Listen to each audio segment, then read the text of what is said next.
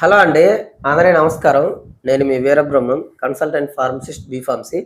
Welcome back to our channel pharma and health YouTube channel. ఈ supplementary subject start చేసిన దగ్గర నుంచి రోజుకి ఒక 30, 40 మందితోటి ఫోన్ కాల్స్ మాట్లాడుతూ ఉంటాను వీటి గురించి.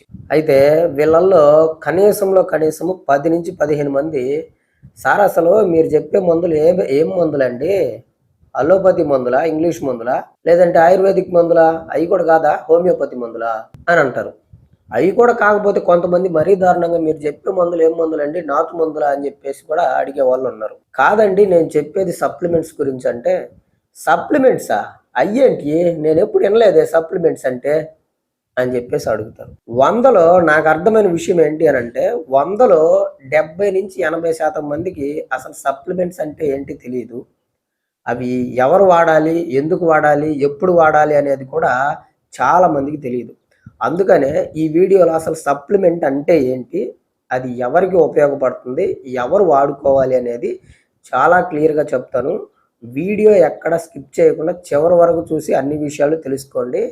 అండ్ వన్ మోర్ థింగ్, అసలు మనకి సప్లిమెంట్స్‌లో మన శరీరానికి ముఖ్యంగా కావాల్సిన 10 రకాల సప్లిమెంట్స్ గురించి కూడా ఈ వీడియోలో చెప్తాను. మీరు చేయాల్సిందల్లా స్కిప్ చేయకుండా చూడటమే. మీలో ఎవరికైనా ఏదైనా సమస్య ఉండి పర్సనల్‌గా నాతో మాట్లాడాలి అనుకుంటే కాల్ మీ ఫోర్ యాప్‌లో నుంచి గానీ, లేదంటే కన్సల్టేషన్ తీసుకొని గానీ కాల్ చేయండి. యాజ్ ఎ ఫార్మసిస్ట్‌గా నేను మీకొక మంచి సజెషన్ అయితే ఇస్తాను.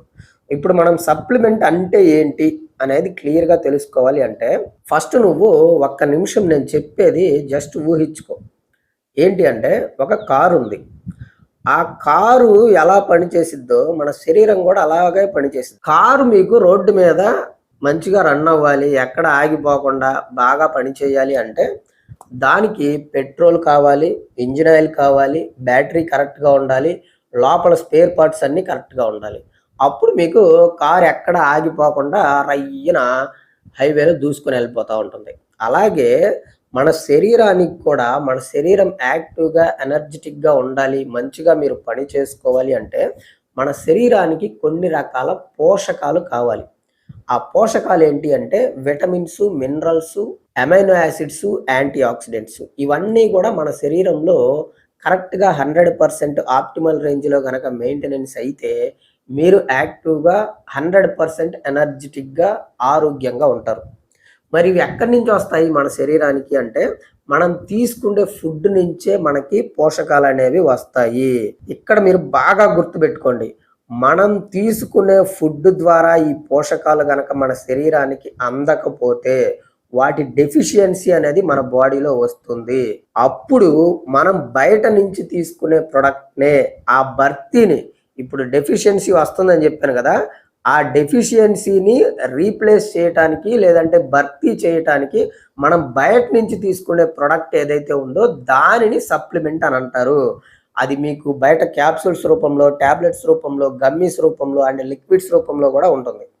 సో ఇప్పుడు మీకు క్లియర్‌గా అర్థమైందని అనుకుంటున్నాను. ఇంకా మీకు క్లియర్‌గా అర్థం కావాలి అంటే ఫుడ్ అంటే ఫ్యూయల్, ఫౌండేషను అండ్ సప్లిమెంట్ అంటే స్పేర్ పార్ట్స్. సపోర్ట్ అనమాట. ఎక్స్‌ట్రా సపోర్ట్ అనమాట. కానీ నాట్ ఎ సబ్‌స్టిట్యూట్.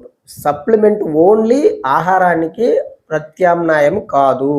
మీరు ఆహారం ద్వారా తీసుకున్నది అయితే మీకు ఎక్కువ రోజులు ఉంటుంది. సప్లిమెంట్ ద్వారా తీసుకున్నది అయితే కొన్నాళ్ళకి మళ్ళీ తగ్గిపోతుందనమాట.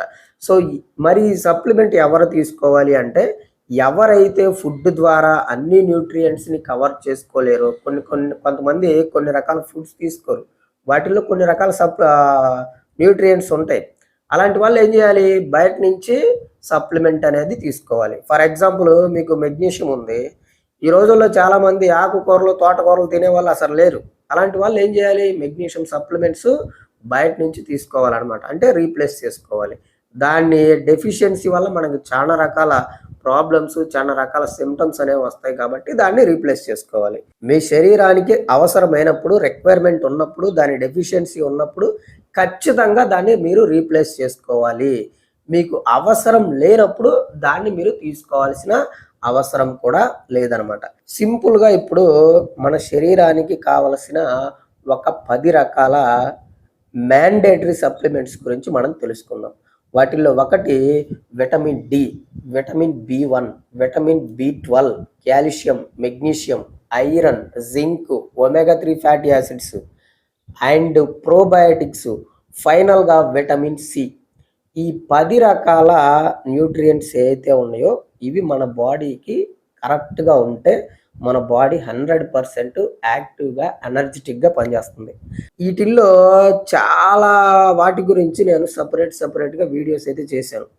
మనకి విటమిన్ డి కావాలి అంటే మనం ఏం చేయాలి? దీని యొక్క ప్రైమరీ సోర్స్ ఎక్కడి నుంచి వచ్చింది అంటే ఎండలో నిలబడితే మనకి విటమిన్ డి అందిద్ది. అది ఎప్పుడు? మధ్యాహ్నం పూట.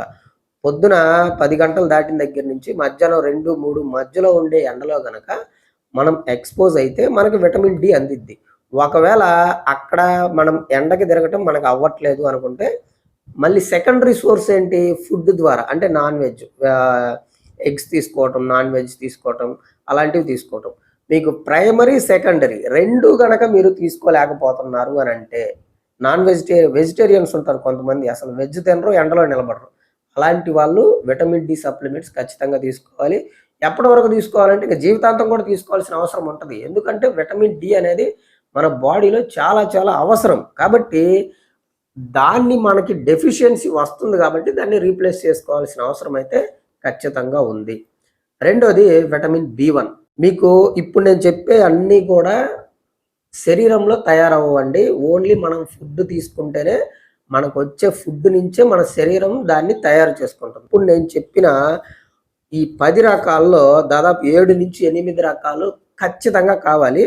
మిగతా 2-3 రకాలు ఏంటి అని అంటే మనకి ఆ ప్రాబ్లం వచ్చినప్పుడు మనం రీప్లేస్ చేసుకుంటే సరిపోద్ది అనమాట. విటమిన్ బి1 ఉంది కదా, బి1 అంటే ఏంటి? థైమిన్. ఇది తగ్గినా కానీ మీకు కొంతమందికి ప్రాబ్లం అయితే వస్తుంది. థైమిన్ గురించి, బెన్ఫోథైమిన్ గురించి నేను చాలా క్లియర్గా వీడియో చేశాను. దాని గురించి ఇక్కడ ఇంకా చెప్తే మనకి టైం అంతా లెందీ అయిపోద్ది. తర్వాత విటమిన్ బి12 కూడా అంతే.